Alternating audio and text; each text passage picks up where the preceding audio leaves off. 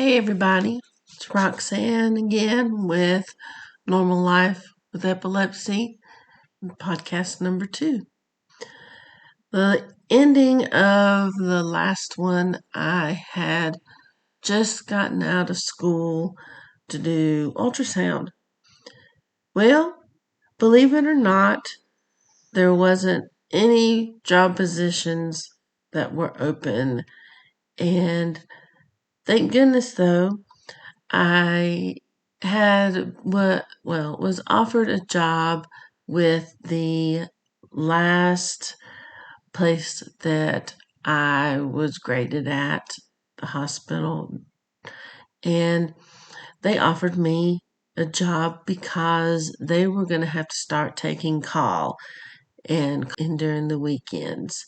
So, of course, I told myself I was not going to get another job other than what I went to college for. So I definitely said yes. That was wonderful. And being able to work there, doing scans, getting more job experience with doing ultrasounds, that was great because I found out from another person that I had talked to after getting out of school that there was another hospital that would love to have an extra person to take call during the week. So I worked around taking call for the first hospital and then took call during the weekdays for the other hospital. And I thought, wow, well, maybe this will get my foot in the door to either place if someone quit. And also making money. Well, I had gotten married and working very happily, and all of a sudden, a person quit at the second place that offered me weeknights. So I definitely applied and said yes for the position. Loved it. Took call again with them for the weekdays and weekends. And one thing, me and my husband had to move closer to the hospital.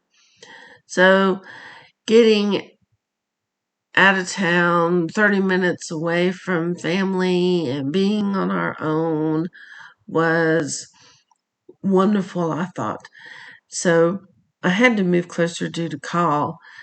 Me and this other lady that I worked with decided to divide the call week after week. She would take one and then I would take the next week because the other lady we worked with had a family. And we didn't want her to, miss being with them because neither one of us had any kids yet. And also, it helped making more money, and that was good too. But I started not getting a lot of sleep, and I had started taking birth control pills. So this, after a couple of years of doing that, all of a sudden I was driving home and I found myself on the other side of the road and this person just blowing their horn at me. And I realized, wow, whoa, what happened? This happened while I was driving. This is not good. So, knowing that I had epilepsy, I was very scared that it had come back. So, decided to go to a neurologist, had my mom go with me, and he asked all these questions. And one thing that I didn't know that my mom answered was I had a high fever when I was a baby. And that was a shocker. I looked at her and I said, really? So the doctor all of a sudden gave his, reason for why I had them. He said, you have left mesial temporal sclerosis. I said, okay. He described it, after having the high fever, it left scar tissue in the temporal lobe. So he said, go get an MRI, get these extra views, and that way we'll know definitely that that's what's causing your seizures. So, working with the hospital, I went there, to have the MRI, and had the radiologist. He showed me the views and the films, and I knew a little about MRI and what it looked like because it just, close enough to a CT scan for me. Um, he pulled the pictures up and pointed to the area that was causing them. And he said, your neurologist was correct. You have left mesial temporal sclerosis. That was a shocker. Wasn't explaining that. And it it just, it was like, oh no, I don't want to have anymore. I want to be able to drive. I want to be able to live a normal life. But when the neurologist got the results, we already made another appointment, and he said that we could increase the medicine the next time you come in that I was on, so to see if that helped. Well, surprise, surprise, I found out I was pregnant before my second appointment with the neurologist. Now, I'm going to get a little funny here because this is something I'll never forget.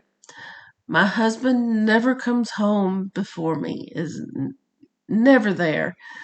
But the day I bought a birth control to bring home to test, he was there.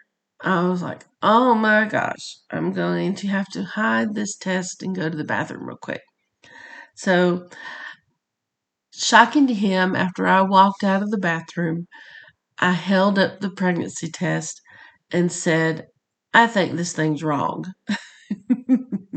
I still think that the look on his face and not knowing that that was what I was even doing, um, I told him, go get another one. So he got a second one. And boom, quick as could be, it turned positive. And after that, I said, I have to call one of the radiologists and see if I can get blood tests done. I just have to know. So called them. He said, well, I'm not able to order anything like that. So I'll go and talk to the emergency room doctor. So hung up, waiting, waiting, waiting. He calls me back and he's laughing. I said, okay, what did they say? Can I go get the test done, blood work? And he laughed again. He said, no, the ER docs that I talked to said there is no reason to get any blood work because those tests you take home are 99% with, predicting whether or not you were pregnant. Um, so they're 99% correct, excuse me. And that was a shocker. Sat down and said, well, I guess we have to call our parents. So that was the funny part. But the bad part was going to I'm sorry, it wasn't bad. The next time I went to the neurologist, he said, well, we're not going to increase your medication now because you're pregnant.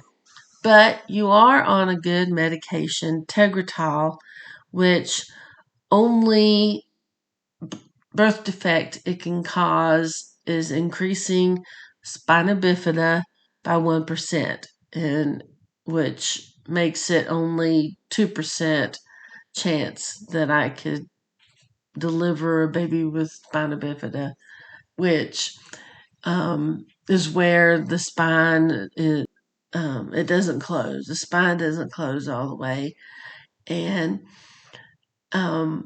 being an ultrasound tech, definitely got to get scanned a lot and saw that everything was normal. So that was great news. But started having more of my seizures where I just stare. I had 10 to 15 a month. Pretty good pregnancy for not having any problems, was great.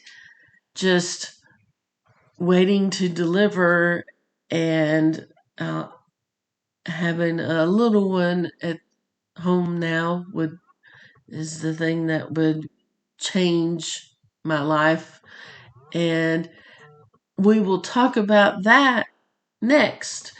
And thank you for listening to Normal Life with Epilepsy, and I hope you enjoyed this one with a little laugh this time, and I want to thank you. Bye.